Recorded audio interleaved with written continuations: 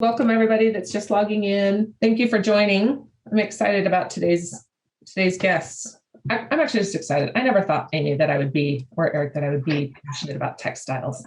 I feel like hemp opened up a whole new perspective for me on. Okay, I want to get started real quick. We have a couple of more minutes. I want to respect everybody's time as far as our where we're at, keep it to about an hour. I will stay on later if we want to continue to discuss, but I want to make sure that Amy and Eric are able to head out when they are done and ready. But I want to welcome everybody and thank you very, very much for coming. For those of you that are new to the Global Hemp Association or any of our events that we host, I host a number of these throughout the month. Sometimes multiple a week. Next week, we have an education series with Ross from Westtown Bank and Trust, and to talk about both the payment side and different solutions. And so that's on Thursday at 2:00. I'll share the link in the chat for you as well. In fact, I'm going to share the newsletter right now that we have, and the links. You'll just kind of see what our newsletter looks like, some of our events that are upcoming and so forth. All of our event links are reoccurring. I'll teach you a little secret. So if you have one, you feel free to continue to log back in. You just select the date with the drop down and it allows you to log in. We update the description on the speakers after the previous speaker. This is the catch that I'm kind of running into. But just so you know, you can find them also on our LinkedIn page. And then all of our content, some of our content or most of our content is available on our YouTube channel. I think there's something like 150 interviews and videos.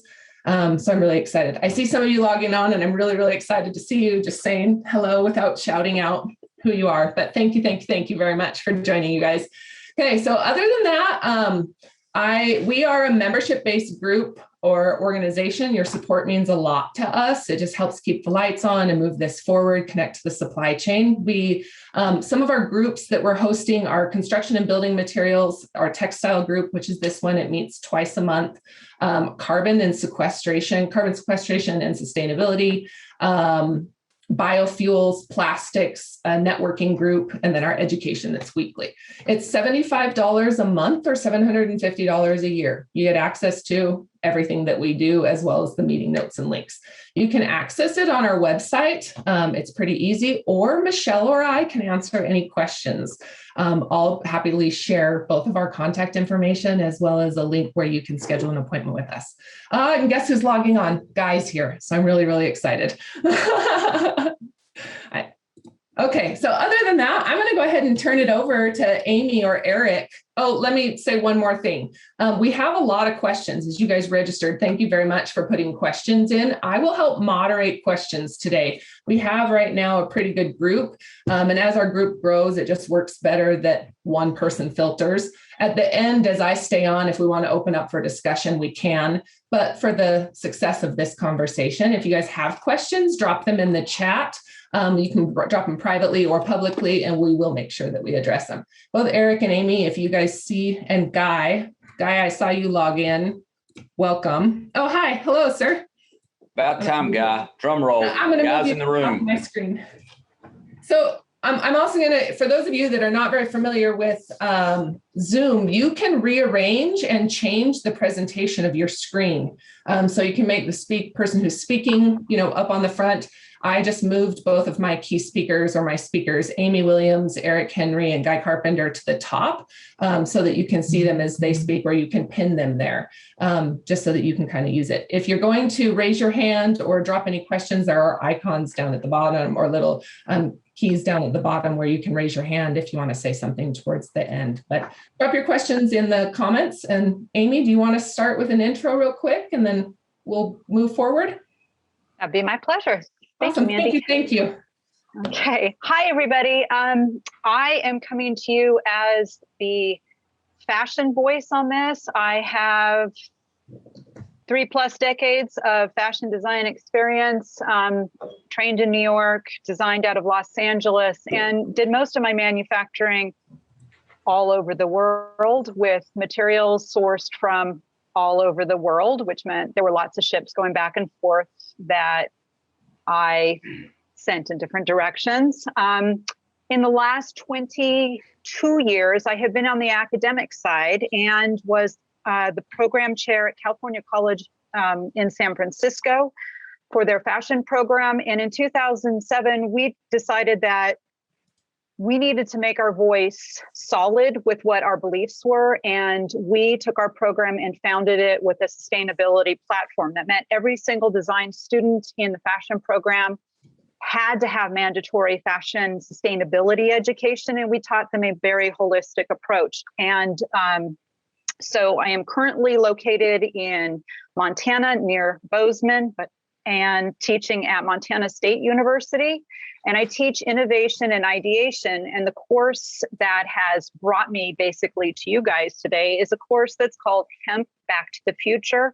We teach it with a business mind, a agronomy mind, and a design mind to tackle what the crop can do for the state of Montana. And so we are going into our third year, and that's been extremely exciting. So I will come to you from the apparel side and what I have seen from all of our students' investment in the last couple of years. To that, I'm going to hand it to my buddy, Eric Henry. By the way, if any of you ever want to take a group of students to bother somebody in the state of North Carolina, make sure you go see Eric. He can tell a good tale. Eric, it's you. Thank you, Amy. And again, Mandy, thank you so much for inviting me today. Welcome to a very hot, humid North Carolina. And I'm just honored to be in the room with Guy Carpenter. So I'm glad you showed up, Guy. We're a little worried about there for a while. So put some clothes on, Eric. Put some clothes on. a quick, reason I'm here. I'm glad Guy's here because he's definitely going to be the technical guy, person, I should say, on the hemp side. But have been in the industry now, the textile industry for 40 plus years. And we've made a big transition, as most domestic apparel companies did with NAFTA in 94, except we never left. And we're focused on building a domestic apparel supply chain that's both equitable and transparent. And what I want to see is we have an opportunity to build this hemp industry. Let's don't go down the path of what's happening in the cotton industry. And just a quick snapshot for those that don't know anything about commodity agriculture. Commodity agriculture, the farmer has zero choice in the price they get paid for their product. Zero. The marketplace determines price. So on that back wall is a cotton farmer we work with in North Carolina. We go to him and negotiate a price instead of the marketplace. So I'm excited about the opportunity to hemp and what we can do with it, not only from the environmental perspective, but just how we can build a better supply chain that keeps the farmer at the table. So again, I'm excited to be here today, and I'll kick it over to Mr. Guy, and let's get this thing rocking and rolling. Thank you, Eric Henry. It's good to see you've got that foot out of the grave and you're back in the Zoom world. But you need to put some pants on, man. It's 2021 now. Thank you, Mandy. Thank you, Amy. Let's see. I've been working with hemp for a little over 20 years, hemp fiber, in China for the greater part of that, of course, and here domestically for about 4 years. And it's a great fiber. It's a great natural technical fiber. It adds the possibility of increasing the positive attributes of technical textiles and fashion textiles from a number of perspectives. It can be not only used in ways that other markets have not seen yet in terms of apparel textiles, but it offers the opportunity for innovation with textile design and apparel design. It's been a lot of fun so far. There is no true market per se yet. However, that'll change. That's changing as we speak. Things are happening. There's more and more commitment from not just our industry of textiles and apparel manufacturing and the fashion industry of brands, but also from government resources and associations. We recently were fortunate enough to, I think it was yesterday actually, the Department of the Navy had put out an RFP, request for proposals, to create a new Marine Corps, MCCUU, Marine Corps Combat Utility Uniform, made primarily with hemp fiber. And we were one of the recipients of a phase 1 grant to do that research and develop that textile for the Marine Corps and the Department of the Navy. So that's a good thing. And I guess out of the 4 companies that were awarded this phase 1 research grant, whoever does best will get the chance to go for a phase 2, which is some real development opportunity. We recently completed a USDA phase 1 research grant that was focused specifically on cottonization and the transformation of raw hemp to a spinnable fiber. And we were successful on the specifics that research was prepared for, and hopefully we'll receive a phase 2, which will allow us to move that further down the road. The whole point of it being how to reduce the environmental impact of that value chain process from agriculture raw stock to finished product garment. And with that, I'll turn it back over to Mandy and let you lead the fray. Awesome. Well, you guys, I'll open this up. As we talk and questions come up, drop them in the comments. I'm excited to move it forward. There's lots of questions. I think one that comes up the most often is the differences between hemp and cotton, and where do we sit in the market for scalability? So I'd love to start a conversation and really dive in between the 3 of you about what is the real viability of the hemp industry and where are we in reality to where we want to be or need to be.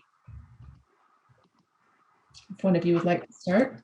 Guy, why don't you go? I mean, you're closest to that, and I'll follow you. But you're closest to the front line of the chicken or egg, the farmer or the processing. Sure. Well, I'll tell you what. Read the question one more time, please. I was just asking. So, questions come up, and there's a list of questions that are centered around the success or the real viability of the hemp industry compared to, say, the cotton industry or compared to the markets. And where are we at compared to where do we need to be? And maybe even diving into some of those challenges that you see. And I know as we talk about your research opportunity, where are some of those focuses? Sure. Okay, well, let's see. What are the challenges? The challenges are that hemp is not cotton, and cotton is not hemp, and that we're not trying to make hemp become cotton. When we refer to cottonization, that's referring to its spinnability, and within that, the technical parameters of what's appropriate and desired by the people who own these giant spinning mills. Cotton is a shorter fiber from a big perspective, and it's a finer fiber for the most part. The technical, the things a spinner looks at for cotton fiber is length and length uniformity, strength and elongation, fineness or micronaire.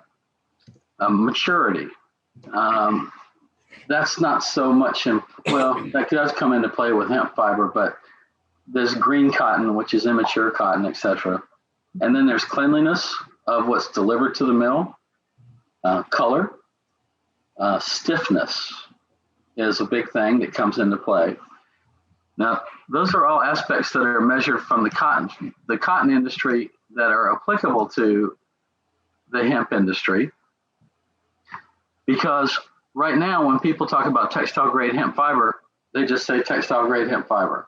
In fact, one thing that we hope to bring into play is a classification system, grades A, B, and C initially, specifically for hemp fiber, because we want to have the physical industry understand that the fiber in its separation and aggregation within grade classifications is engineered for certain utilizations. So if you want to make a woven shirt such as this, or a woven product, and you want it to be in a higher end category, and you know that if you were doing that in cotton, you'd be using a certain grade, that the fibers were from 32 to 38 millimeters long, for example, something like that, or maybe 34 to 38 millimeters long.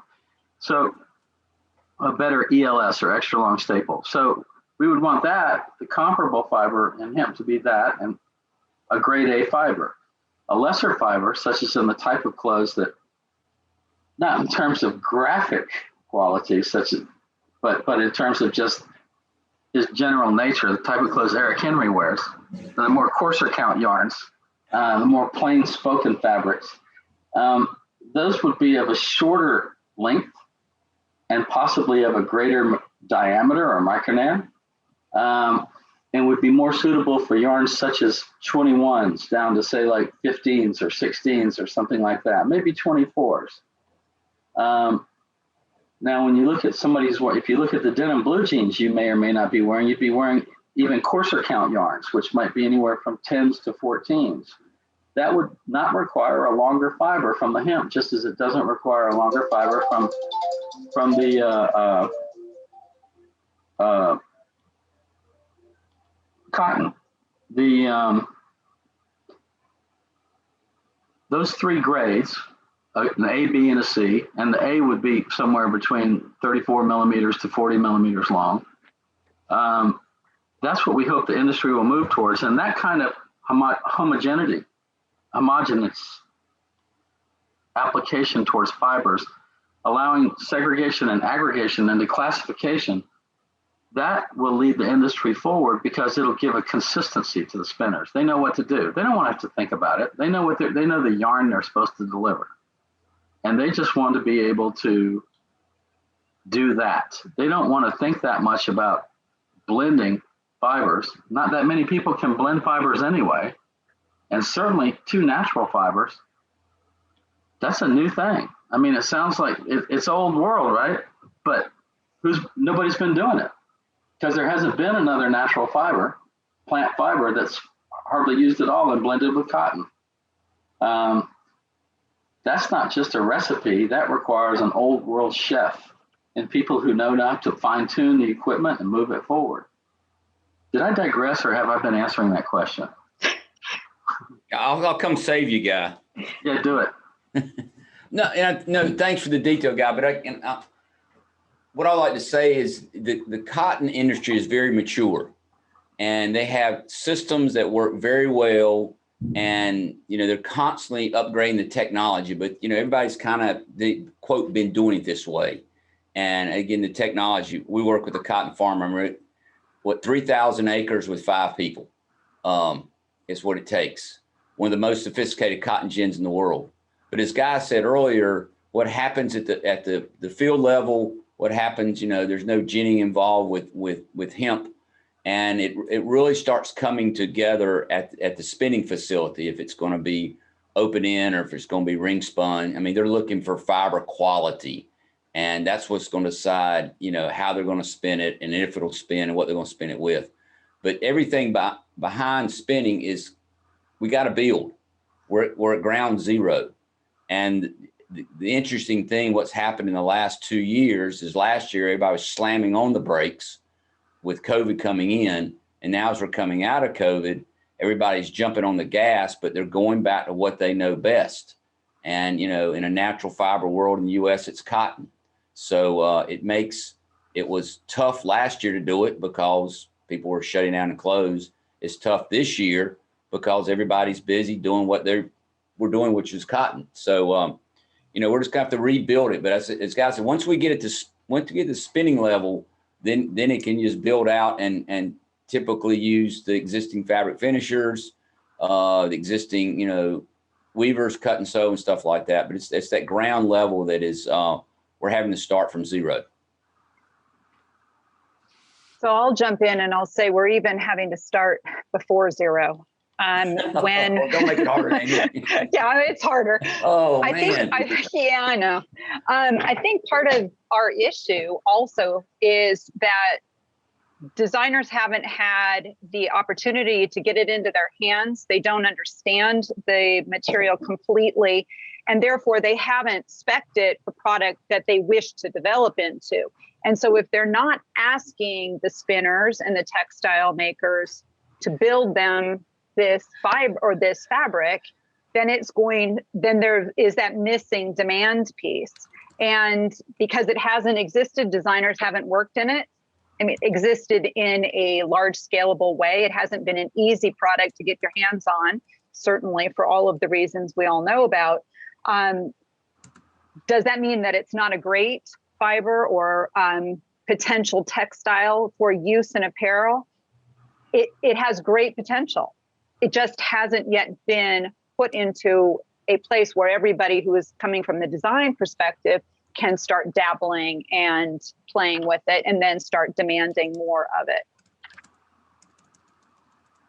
Okay, so when we were talking earlier, before we got on, Eric, we were talking about how hard it is, right? What are some of those challenges and where does it compare to, in strength or durability or recyclability to some of these other common fabric, both wool and cotton or any of these others, linen?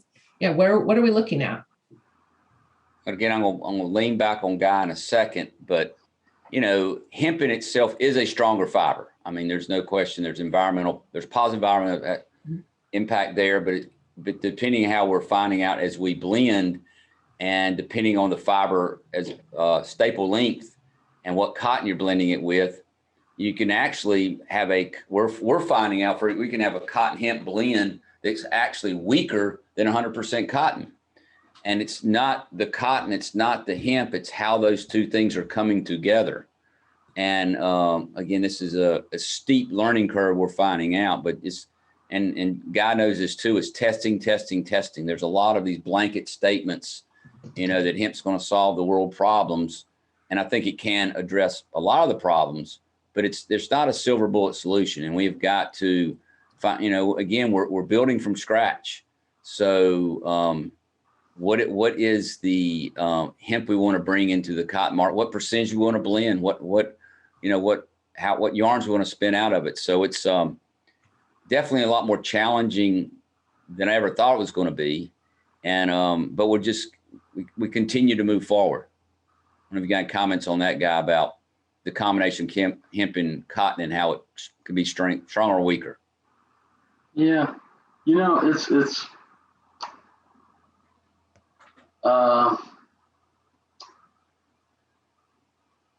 we're spinning yarn right now. That's a 30 singles yarn, which is a pretty good yarn. We're spinning at 30 singles now, which is 70% cotton, 30% hemp. And it tests out at 50% stronger than the same yarn made in cotton. It seems to have not increased any negative attributes so far in the fabric formations we've tested it in, but you never know what the future holds. And until you make it and until it gets worn by people, that's the ultimate test. I mean, you do everything you want in the lab, but so the formula is a moving target for all of us. Eric was right in that the other ingredients play as major a role as the hemp itself, the type of cotton, the quality of cotton, the length of that fiber, the strength, tenacity, elongation of that fiber. It's a recipe, right? And I liken it to cornbread. Some people like cornbread with jalapenos in it. Some people like it with sugar in it. Mm-hmm. Some people put tomatoes in their cornbread. God forbid. Nevertheless, everybody's got their own recipe, and everybody likes what they're grown up with and what they think is correct. At the end of the day, we're still talking about cornbread. And if you're gonna serve it for dessert or serve it for dinner, that's what you do when you make it. You can make it and make it weak. You can make it and make it strong. It's all a recipe. And then we're limited by the technical specifications of the equipment available to us here domestically in the US. There's not that many spinners who have the capability to blend fibers and spin those yarns. Blending is an art as much as it is science. And frequently, even when you find a spinner that understands it as art, they're working with I was about to use an impolite word, but I'll call it old equipment. And not very technologically advanced and not very sure of how well it's doing that job. Again, on top of that is the equipment they have in terms of the carding equipment they have. And all the carding equipment they have is set for cotton. It's not set for hemp. And hemp's not cotton. And there isn't such a thing as a card that's set for hemp and cotton, at least not on this continent. So imagine if you were trying to cook a birthday cake and all you had was a microwave, or all you had was a wooden stove, firewood stove. There's a lot of speed bumps, and we're all learning a lot of stuff, but we're getting there. It's all about a lot of testing. We spent tens of thousands of dollars at different testing labs and with different spinners and this, that, and the other thing. And that's just a drop in the bucket compared to what needs to be done. But we're getting some of the basics together anyway. Sure. Before I ask the next question, do either Amy or Eric, do you have anything you want to add? I kind of lead got into that one, so I had my piece. I don't know if Amy wants to comment on that. I'm used to finishing his sentences. So I think that again, as we're looking at the reality of it, we, coming from the design perspective, we have to understand that at this point, this is a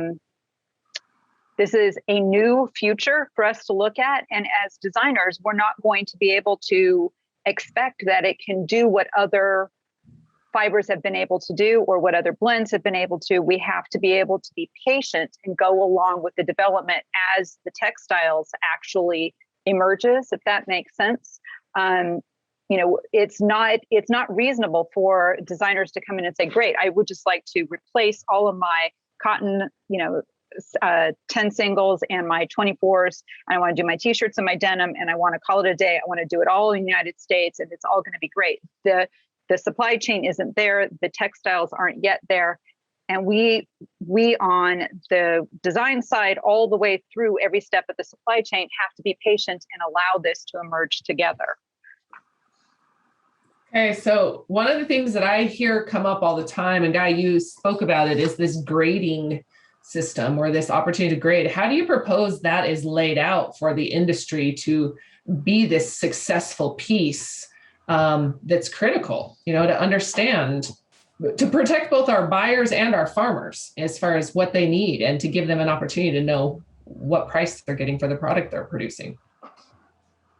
Well, in cotton, there's all kinds of differentiations between the fiber. There's extra fine, high, medium, coarse count, and waste.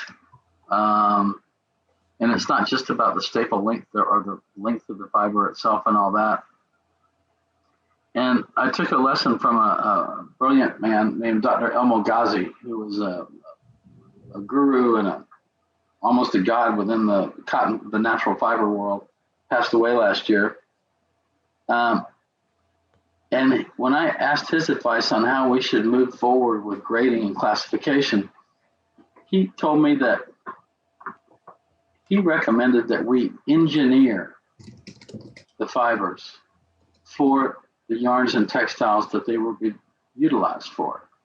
Because in cotton, when we say cotton, there's a generally accepted, this is the average, when we say cotton, this is cotton. And now, if you know more about it and you're in the industry, you might know ELS, extra long staple, or LS, long staple, or you might know the 3 varieties that come from Peru, or the 5 varieties from America, and all this other stuff. But rather, we want the grading system to reflect the type of yarns that they'll be utilized in. And we want the yarns to reflect the type of fabrics that they'll be utilized in. That seems like a natural progression to me. That's what we're shooting for. So I don't know if either of you want to add anything to that, but I'm kind of curious when we talk about the rollout of this system, where are those placed? How are those set up throughout the United States? How are they accessible? Where do we deliver that? Do you have any feedback to the progression of that specific? I've just been talking about it and telling people these are the grades. C grade is 24 millimeter to 29. Cool. B grade is 29 to 34. A grade is 34 to 40. Awesome. There have been quite a few questions that have come in. Are any of you involved with ASTM or helping to set standards around this specifically? I'm aware of the standards committee. I'm not aware of where they are at this point in time. I was contacted by them, and COVID put a halt on a lot of stuff. More than willing to work and help with them. We use, of course, ASTM standards are the ASTM standards. That's what we use for all the testing in terms of strength and abrasion resistance, and UV resistance, microbial resistance. These are all to specific ASTM. The standards are built around the fiber. The standards are to measure something like strength. So they don't really care what they're measuring. They're just going to say this strength is X. And it's so, we're involved in that too, is using those, because those are benchmarks that are already in place that we can use to measure different things with, hemp cotton yarns. Mm-hmm. The thing that they don't have is the standards are built. When you look at certain things, certain tests, they're built for the flammability test for cotton. That exists. There's a flammability test for textiles to be used in certain environments that doesn't specifically say cotton, but there's hardly anything in ASTM which is related to hemp fiber. Not yet, right? I know that there's a lot of committee and involvement to try to build that. And I think that that's a lot of the chat that's happening is, where do we get involved or link arms? I know Darwin is pretty involved. If anybody else would like to get involved in that, I'm happy to help make connections there, because I do think that the standard piece and this grading piece, guys, something that comes up all the time in our conversations. It's really a key. So I'd love to help collaborate to move that forward and provide that knowledge where we can. Any questions? Let me see any questions that are coming in right now. Amy, do you have anything, or Eric, anything you want to add real quick? No? Not on the standard side. Yeah. Okay. I like some of these questions. Okay, when we talk about varieties that are being grown, I know we talked about like the grading piece and feeding into the types of yarn or fabric that it's going to be used for, but what about the varieties that are being used and what's available? Information that's known. That's another question that keeps coming up. I know Guy probably on the variety of fiber seeds or. Well, I'll tell you, I'm an advocate for the Chinese varieties, basically because they're proven that they've been grown and harvested and utilized for textiles. Whereas the European varieties that keep getting promoted, they don't have short staple spinning to speak of in Europe. They're not growing cotton in Europe. I'm always amazed that somebody can say this variety from Ukraine is perfect for this application when, I don't know if there's any cotton mills in Ukraine at all, actually. Nothing against Ukraine, but I'm just playing it conservative and safe. And I know that those are, these are proven. And so that's what we've been working with. We helped NC State Department of Ag by, let's see, it was 1, 2, 3, 4, 5, 6, 7, 8, 9, something like 10 different varieties. Yuma, Yuma 2, Yuma 3, Yuma 4, Puma 3, Puma 4, S1, Hanne, Han NW, Bama, and Bama S. that they're testing at the 3 ag stations across North Carolina right now. And I think a couple of them hardly even germinated at all, waste of time. And these are all Chinese varieties, but you can look on the North Carolina Industrial Hemp Association website and see how some of them are doing quite well. I don't know about any of the European varieties and their success. I haven't been following them. I will add this, that to my knowledge, and including my time in China, there is no such thing as a double dipper.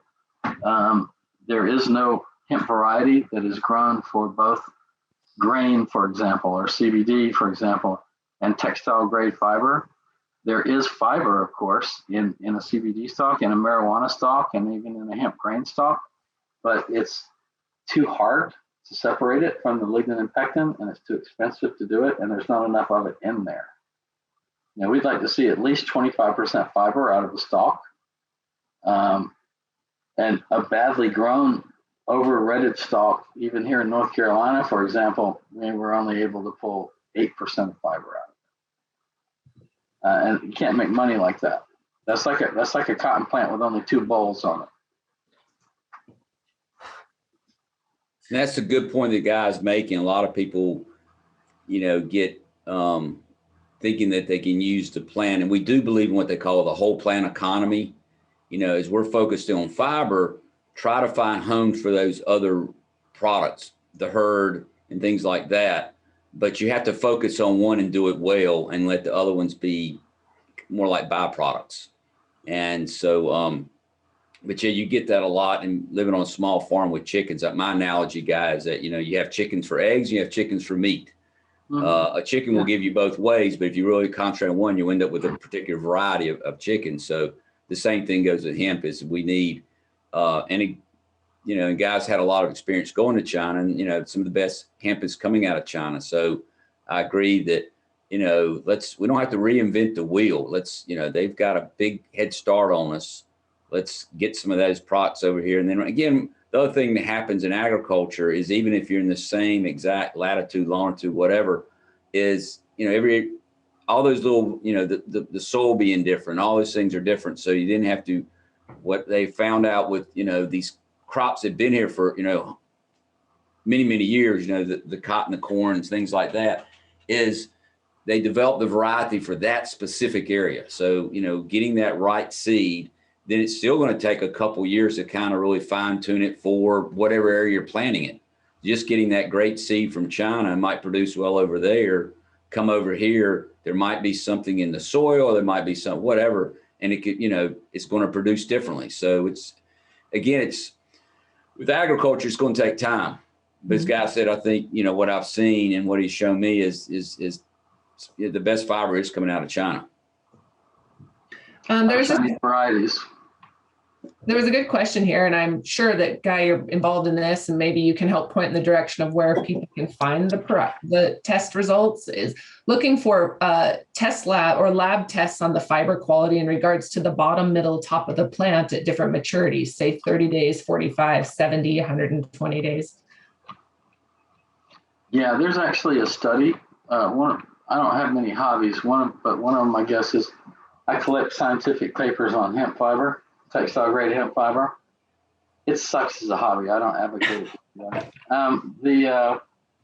There's 2 papers, but only one makes sense that are actually on that particular subject. I'll see if I can't post them to the chat. That'd be awesome. Thank you. I think that speaks a lot to the young fiber versus the full grown. I'm asked that a lot, especially as the textile industry is growing. And I think that it speaks volumes, the conversation to really be had is to understanding where the end market is, and if what you're growing for, if it's, realistic pulling fiber, but going into what industry. One question here, and Amy, maybe you can add to this, but can hemp fiber be a performance fiber to replace polyester in sports space, in the sports and sports performance?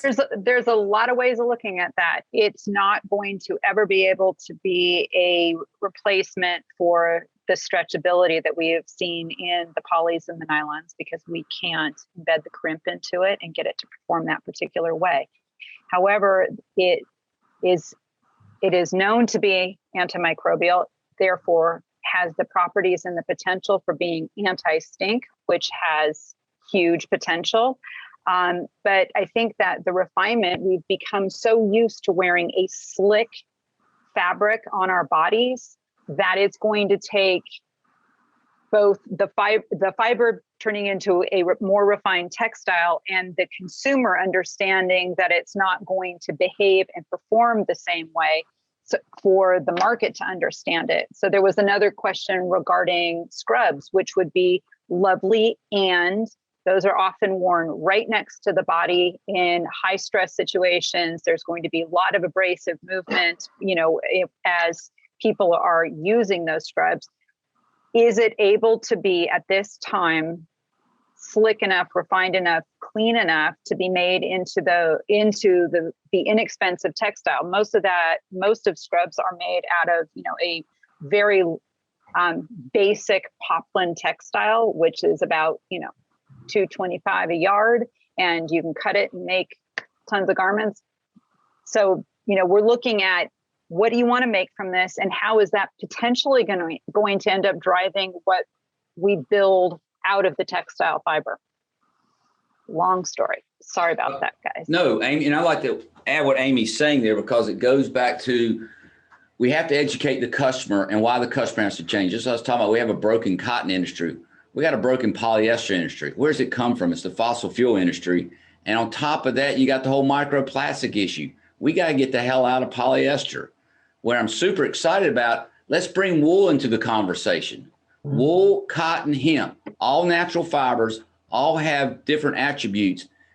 We can do about anything that we need to do. Yes, Amy, we're not going to have that slick running suit that you want to wear around, but we're going to give you a lot of other things you do with antimicrobial, with warmth factor. I mean, there's a lot, but but it's again, educate the consumer, change behavior, and move away. But I think with those three natural fibers in combination of, and we all do about anything that we need to put on our body and get the performance we want out of it. So there's a great question here asking about the demand, or what applications are really driving this industry right now, either companies and or business, products. Well, I'll jump on that one too, because I think that hemp is rolled up into, it addresses a lot of things. We can grow it here. We have the ability to process and manufacture it here. It addresses some environmental issues. And look what just happened to us. We just got the shit kicked out of us with COVID, because we depend on somebody else making everything. 97% of the clothes we buy today are made overseas.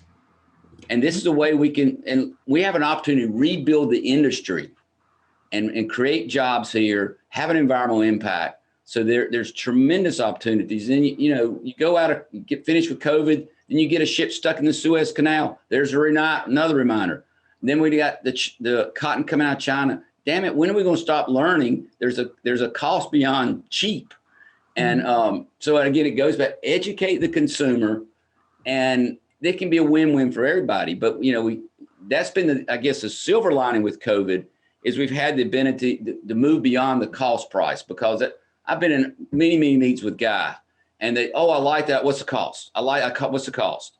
Damn it, let's get over the cost thing, and let's talk about why we're doing what we're doing, because we're not doing this because, it's the long-term benefit of why we have to change. And we've got to get brands to get on board with this and stop chasing the damn pennies and understand how we can, make dollars for everybody. But it is a frustrating thing, but the opportunity could be better now than ever, but it's going to be long and hard. And I do find people starting to slip back. Let's go back to the way it used to be. And let's just, it's 100% cotton from somewhere over there, because I can meet a price point. So that's why, Manny, thank you so much for doing this, is getting the story out there, educating the consumers, the knowledge, and we have an opportunity to change this marketplace. So I want to speak real quick to the opportunity that's available for those that are investing in this industry.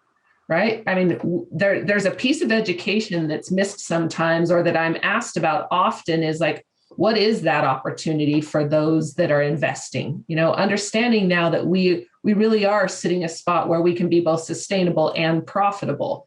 But what does that look like technically? Or Amy, I see you nodding your head. What's your feedback here? You know, I want to start this discussion kind of about the real opportunity, and why is it presenting ourselves outside of what we've been slapped with as well.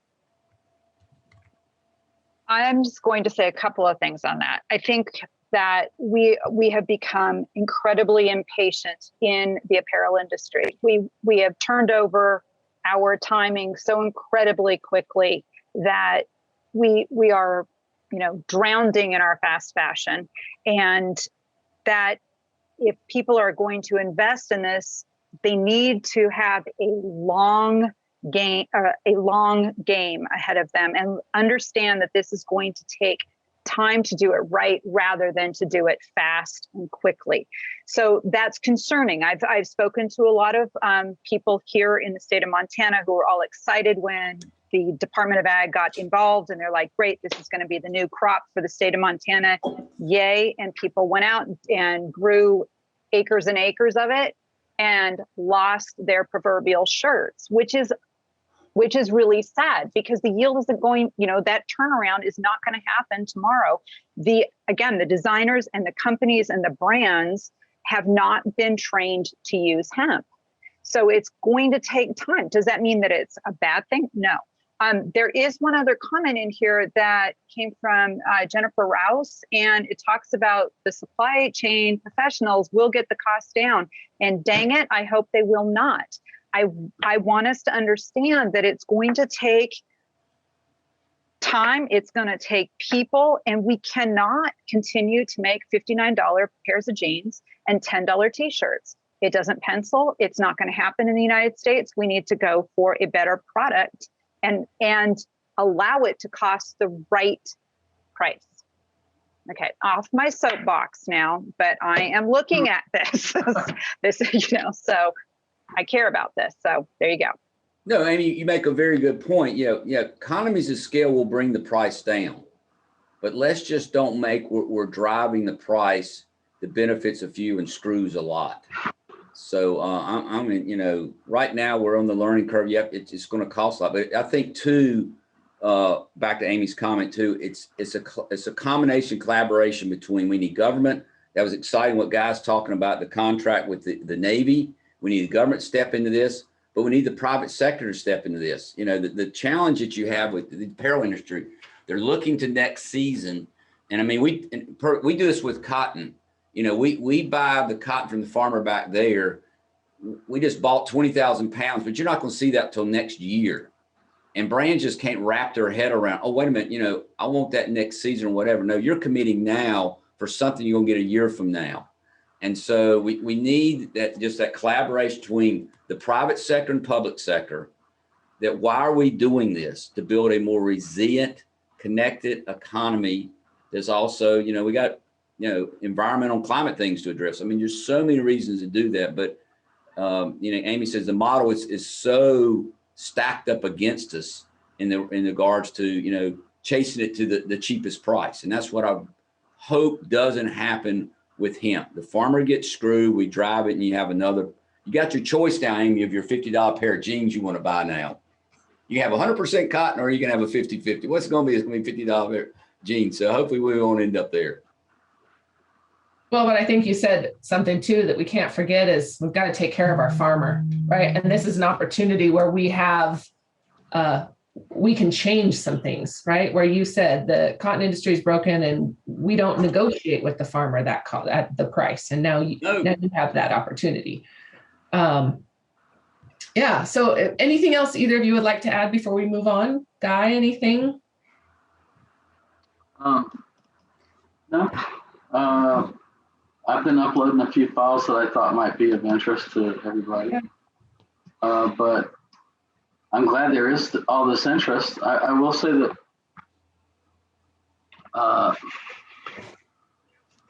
okay, we're beyond proof of concept.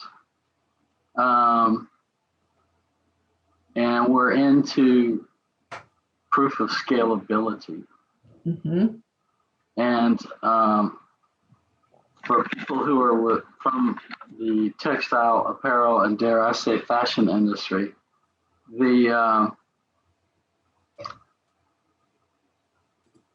orders. We have commercial orders from global brands right now. And it's just a question of, can we fulfill? And it's not a guarantee that we can, because I'm having to ask for a lot of concessions from different people up and down the value chain. And at the same time, trying to be honorable. I'm certain that we're paying the highest price.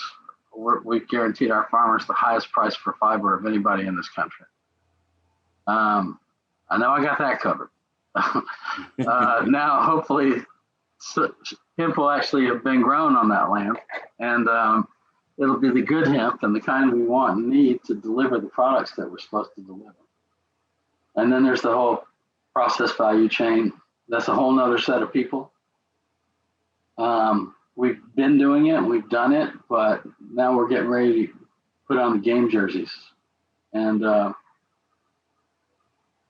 so if you see any products out there made from domestic USA hemp, buy the shit out of them, okay?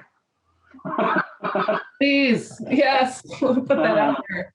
And supporting each other. It's so, we talk about collaboration and where we're at and the need to really be able to link arms, and it's a way of changing our mindset, right? People are following the crowds. Amy, we talk a lot about this scalability and, what does that look like, getting past the proof of concept and now to this, what does that look like? Can you kind of dive in, or what are some of the questions that you have that maybe to get a quick discussion going in this last few minutes? Sure. Again, I'm going to bring this in from the classroom perspective. In this last couple of years, we've been lucky enough to have our friends at Patagonia jump into a classroom with us and kind of poke holes in our students' thinking. And often students get very excited and they're like, "Great, we're going to have a hemp class. We're going to make a pair of jeans." And it's like, okay, there is such a large jump from the dirt to the denim, right? And what they're looking at, and they are a viable large brand, is still having enough quality, consistent fiber that can be then put into a textile that they can then build a consistent wearable product that their consumer who is used to a particular kind of level will know that they can comfortably purchase. Okay, so that's a whole lot of ifs, ands, and question marks along a large value chain. And if we look at the value chain of the apparel industry, it's a minimum of 13 steps from the farmer all the way to distribution. And that means, so I just did a paper on this, 35 hands. And if we look at the cost of it, in the United States, we've got our tasks ahead of us in order to be able to build this. So we think that, yes, it's possible.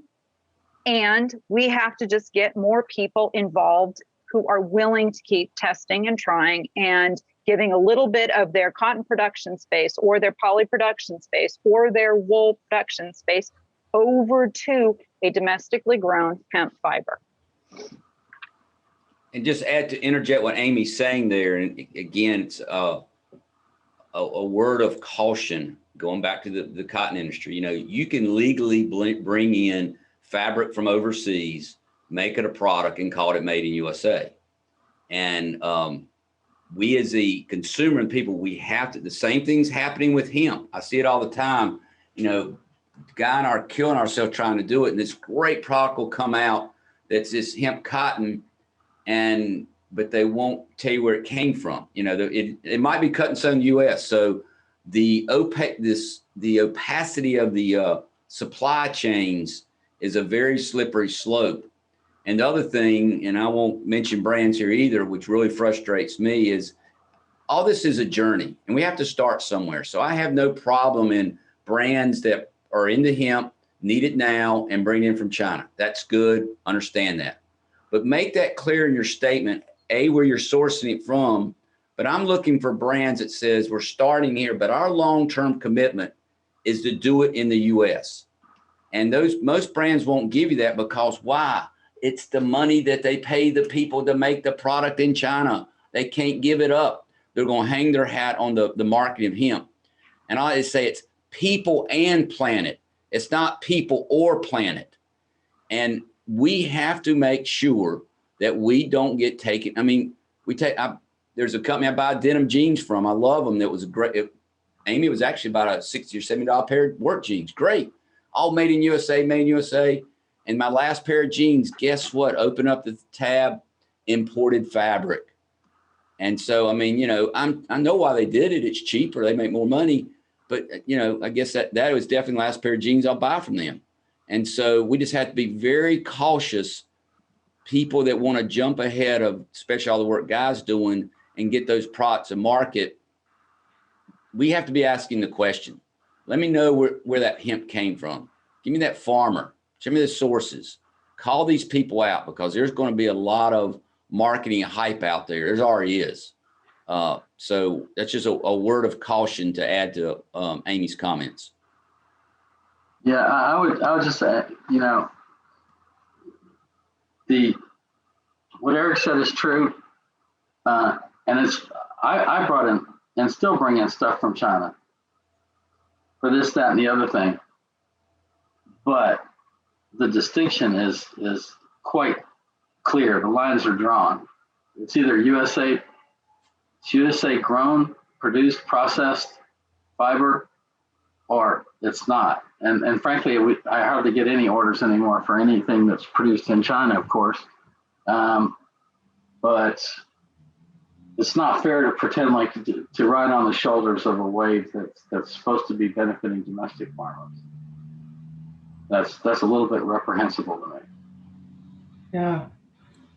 Well, you guys, we're at 1 hour. I don't know where everybody is with time, but I want to be respectful. Any other questions? Where are you, Guy and Amy, Eric? Where are you guys with time? Do you have time for a couple more questions, or what are your thoughts? I can do another 10 minutes or so. Okay. I'm good because I said I'm switching from iced coffee to beer as soon as it's over with. So you're my last Zoom of the day. So take your time. I was going to say, so you want us to hurry up? No, I'll go either way. I'm good. Get out of there. That's awesome. I can stay. Stay.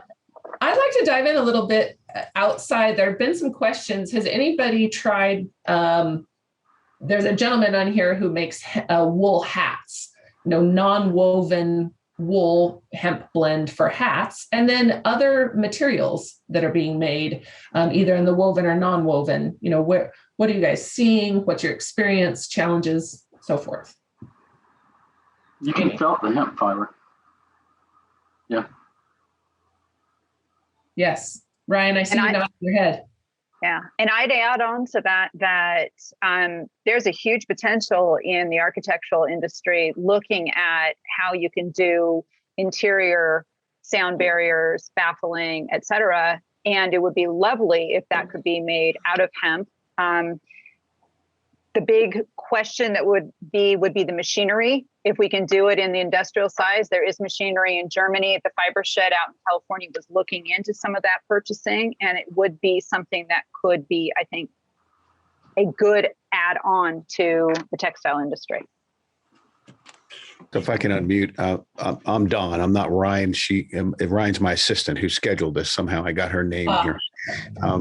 But we're America's oldest hat maker, founded in 1868. We actually have a wool scouring plant in San Angelo, Texas, and then we bring the clean wool to Pennsylvania, where we blend it, card it, felt it, dye it, block it, et cetera. And we have capacity that we can experiment with those that are more knowledgeable than us on hemp, either blending it with wool and trying to felt it and using some of our processes, or do it individually. So I'd love to connect with someone that knows about that, as well as trying to weave it into like a straw hat. So this is an example of a wool felt hat that's made here in Pennsylvania. And then we make woven straw hats and cut and sewn, but most of them start with a hat body that's blocked. So happy to partner with anyone that would like to follow up with me.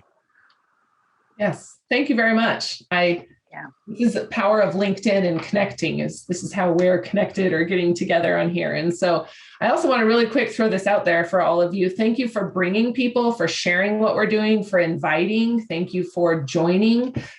This is what helps us grow and get this information out here, really driving these discussions and the knowledge. And so I just want to give a quick thank you very much for that. Guy, go ahead. Everybody. That's a hemp stalk, which is about the appropriate diameter for textile grade. It's about like a number 2 pencil or a chopstick. And the herd is broken, and that's fiber ribbons. It's not degummed or washed out or anyway. This is raw fiber. I don't think my camera's doing that well, but anyway, that's raw fiber, but you can see it's in ribbons for the most part. And that's yarn, 70-30 yarn. That's, we make fabric. But about like a number 2 pencil and about 8 feet tall, maybe 6 feet tall. Don't be looking at that 15-foot bamboo shit and saying that's going to be in your t-shirt. That's not what we got. I like the reality of this, that, you know, where are we? And for those that are interested in getting into the fiber industry, you know, reality of what we're up against and where we're at. Well, anything else, Amy and Eric, Guy, how do people get in touch with you? How do they, if somebody wants to reach out or do business? I'm sorry, you didn't hear anything I said because I was on mute. Oh, sorry. I'm wrong call, Klaus. Mandy, I just stuck in my email address. You can send Perfect. me email, and then we can do, and I'm also on LinkedIn. Yeah. So either one of those. So I did as well, and I'm on LinkedIn as well. And you know, have at it. I will make sure. Go ahead, Guy. I didn't mean to interrupt you. Same. I'm LinkedIn and put my email up in there. Everybody that logged in today will get a copy of this so that you'll be able to reference, go back and connect with each other. Again, I thank you very, very much for attending. I thank you for my members or the members that are involved. Other than that, you guys, Eric, Amy, Guy, I thank you guys very, very much. I'd love to continue these discussions. I'd love to move them forward, invite everybody else back. Equally as much as you guys continue to progress, I'd love to highlight what you are doing and help share with our, you know, both industry and people we're trying to bring into the industry. You know, people that it's one thing speaking to ourselves here within it. It's another when we can reach and bring new opportunities. And so that's really where my goal is. But thank you very, very much. And I'll turn it over to you guys if you have any closing remarks or anything else you'd like to share. you lead us I have out, to say Amy. to Eric, I want you to put pants on before you go share with the bar and get your beer. Hey, I live in North Carolina. I wear short pants down here. I would just say thank you to everybody for being a part of this, and that if we're going to bring change to the fashion and apparel industry, we have to do it by linking arms. And we need to educate everybody, both people who want to be designers, people who want to be in this industry and building, growing, etc. So just keep talking. Don't be afraid to ask questions. I keep asking them all the time. Okay, so be a part of this. Thank you very much for jumping in today. Thanks, Eric and Guy, for joining me. Yes, thank you, thank you. And I welcome any questions. I will continue to stay on. Anybody else is welcome to stay on. We can continue to roll this conversation if you guys have questions. There's plenty of other people also on the call that have a lot of insight. So like I said, I'll stay on as long as you guys would like. If you guys have something specific. There is a comment here. I don't know if you saw, someone is searching for hemp upholstery fabric. Guy, I don't know if they can connect with Guy or Eric. I'm a Jersey guy, so not in what I mean. I think hemp will have even a better attribute in the wovens because of course your yarn counts. But Guy would have to be more specific where to point them to. And again, one thing I'll say too, this is dropping off again. Appreciate the opportunity, Mandy. Always good to see Amy and Guy. But the thing is, it takes a community. Mm-hmm. And this is a great community to be a part of. I always like to say not one person has the answer. Answer lies out there in the community. but we're at that crossroad of change. Do we go back to what we had, or do we go a different direction? COVID put us in a different path. It gives us an opportunity. It's just a hard opportunity, but it's the right opportunity. So again, I appreciate being involved with this and looking, where we can take this. Well, thank you very, very much. Again, I welcome any of you also, if you guys are experts or would like to share what you're working on. I host a lot of these and I'm booked out a few months. And so I'd love to throw you into panel discussions or to really start conversation. Where I find the most success is when we get a few experts up to really drive conversation. I know that I don't know a lot, or I know enough to know what I don't know. And so, or that I'm willing to learn what I don't know. And so I really encourage you guys to drive conversation, or it helps to drive conversation so we can dig into more subjects and share it. So anyways, Amy, thank you very much. Eric, thank you very, very much. I appreciate it. Y'all have a great weekend. Enjoy. Guys. Take care.